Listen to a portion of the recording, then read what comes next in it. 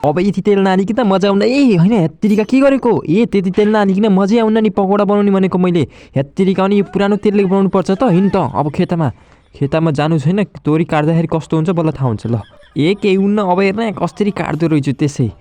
ल ल ल ल ल अब बोक छिटो बोक अब यहाँ ठटाउनु पर्छ अब यति ठटाउनु पर्छ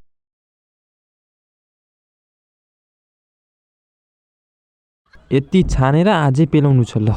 अब यसलाई सफा गरेर सुकाएर ल उठ